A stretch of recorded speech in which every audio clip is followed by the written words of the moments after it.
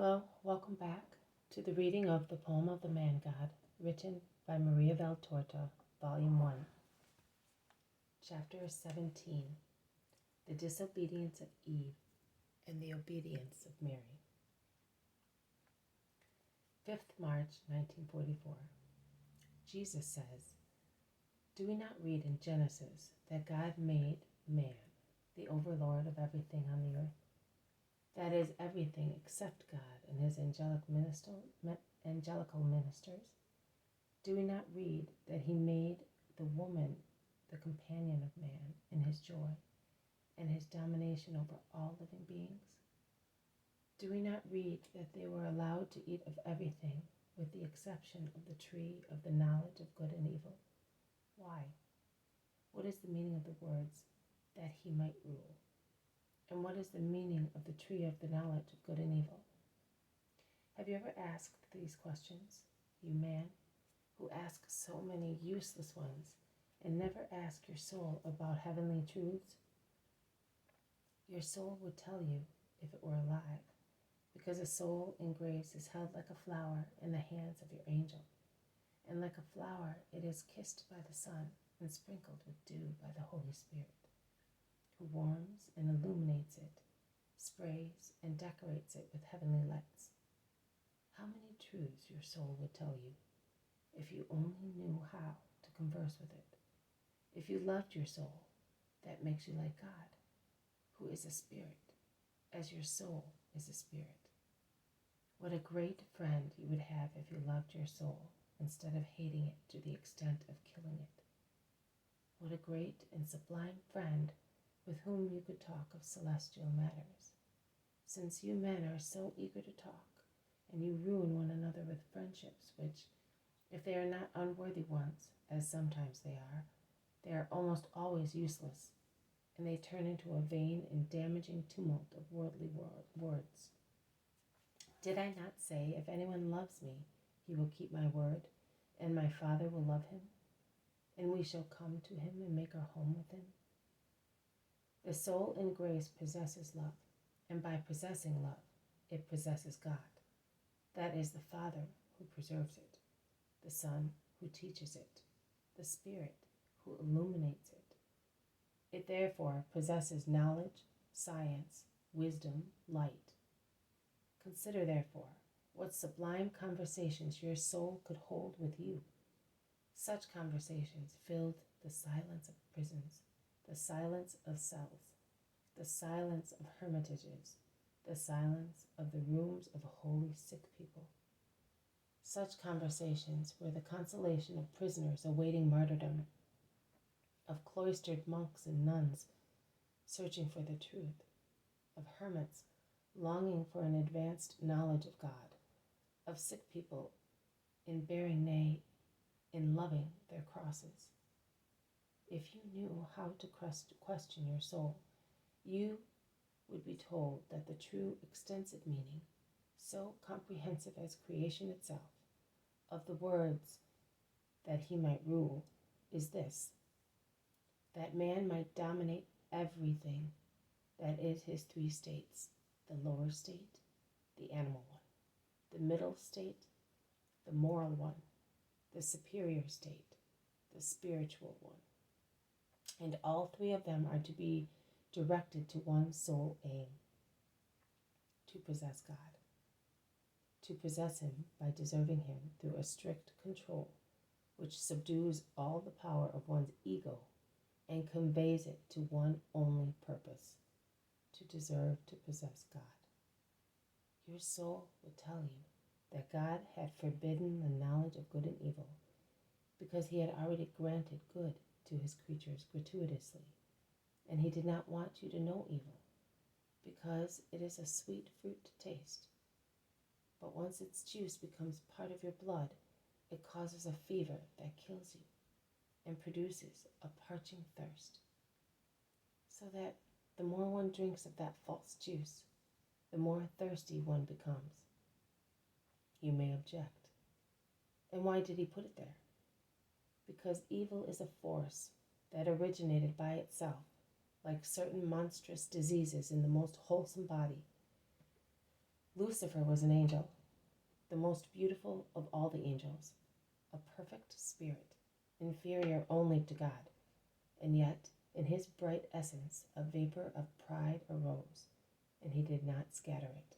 On the contrary, he condensed it by brooding over it. And evil was born of this incubation. It existed before man. God had hurried him out of paradise, the cursed incubator of evil, who had desecrated paradise. But he is the eternal incubator of evil, and as he can no longer soil paradise, he has soiled the earth. That metaphorical tree proves this truth. God had said to the man and the woman, "You know all the laws and the mysteries of creation, but do not infringe on my right of being the creator of man. My love will suffice for the propagation of the human race, and it will spread among you and will excite the new atoms of the race without any lust of the senses, but with purely charitable pulsations. I have given you everything.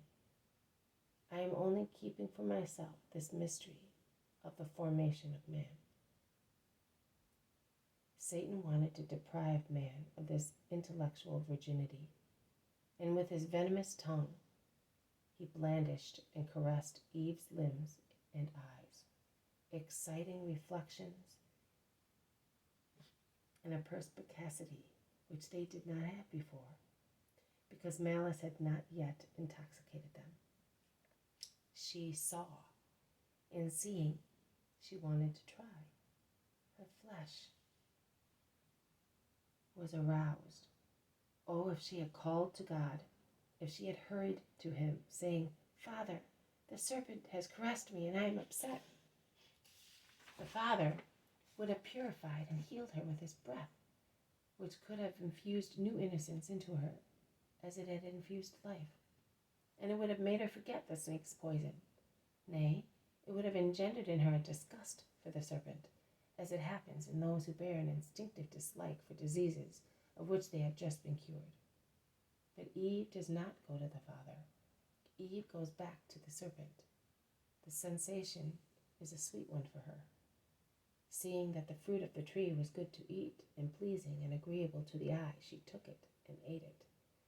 And she understood. Now malice was inside her and was gnawing at her intestines. She saw with new eyes and heard with new ears the habits and voices of beasts, and she craved for them with insane greed. She began to sin by herself. She accomplished it with her companion. That is why a heavier sentence is laid on woman. Because of her, man has become rebellious towards God and has become acquainted with lewdness and death. Because of her, he was no longer capable of dominating his three reigns, the reign of the Spirit, because he allowed the Spirit to disobey God, the moral reign because he allowed passions to master him, the reign of the flesh because he lowered it down to the instinctive level of beasts. "The serpent seduced me," says Eve. "The woman offered me the fruit, and I ate of it," says Adam. And the triple greed has ruled the three dominions since then. Only grace can relax the hold of this ruthless monster. And if grace is alive, nay, thoroughly alive, and kept more and more alive by the goodwill of a faithful Son, it will succeed in strangling the monster and will no longer have anything to fear. It will not be afraid of internal tyrants, which are the flesh and passions. Neither will it be afraid of external tyrants. These are the world and the mighty ones on the earth. It will dread neither persecutions nor death. It is as Paul the Apostle says, "I fear none of these things, neither do I care for my life more than I care for myself, provided I carry out the mission and the ministry the Lord Jesus gave me." And that was to bear witness to the good news of God's grace. 8th March 1944, Mary says, "I obeyed in my joy, because when I understood the mission to which God called me, I was full of joy. My heart opened like a closed lily, and it shed that blood which was to become the soil for the Lord's seed. The joy of being a mother. I had consecrated myself to God since my childhood, because the light of the Most High had shown me the cause of evil in the world. And as far as it was in my power, I wanted to remove myself from every trace of Satan. I did not know I was without stain. I could not think I was. That simple thought would have been presumption and pride, because since I was born of human parents, it was not right for me to think that I was the chosen one, to be the faultless one. The Spirit of God had informed me of the pain of the Father because of the corruption of Eve, who had lowered herself to the level of inferior creatures, whereas she was a creature of grace. It was my intention to soothe that pain by remaining unprofaned by human thoughts, wishes, and contacts, and thus restoring an angelical purity in my body. The palpitations of my heart were to be only for him, and only for him my whole being. But if there was no passion of the flesh in me, there was still the sacrifice of not being a mother. Also Eve had been granted by the Father, Creator, the gift of maternity, a maternity devoid of what now degrades it, the sweet and pure maternity without a sensual burden. I experienced it. Of how much did Eve divest herself by giving up such wealth? More than immortality. And do not think that I am exaggerating. My Jesus and I, his mother with him, had experienced the languor of death, the sweet languor of a tired person who falls asleep. Jesus, the intense languor of who dies sentenced to death. So we also experienced death, but only I, the new Eve, experienced maternity without any kind of profanation, that I might tell the world how sweet was the destiny of woman called to be a mother without any bodily pain.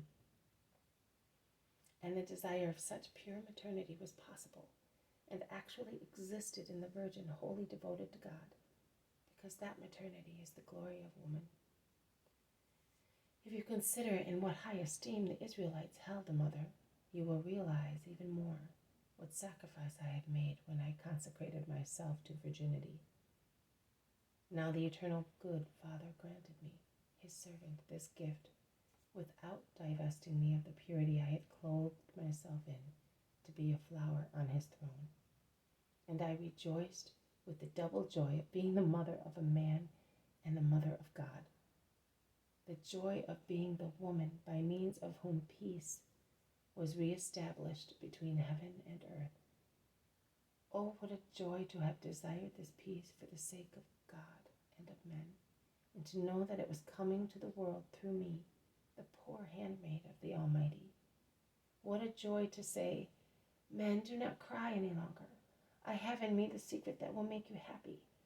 I cannot tell what it is because it is sealed in me, in my heart, just as the sun is enclosed in my inviolate womb. But I am already bringing it to you, and the moment when you will see him and hear his holy name is getting nearer and nearer. The joy of having made God happy, the joy of the believer for his God made happy. Oh, the joy of removing from God's heart the bitterness of Eve's disobedience, pride, and disbelief.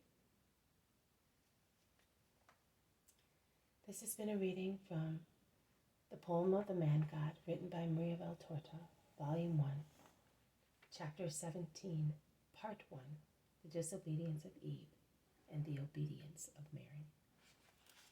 Thank you for listening. I'll see you tomorrow. May God bless you, and may peace be with you.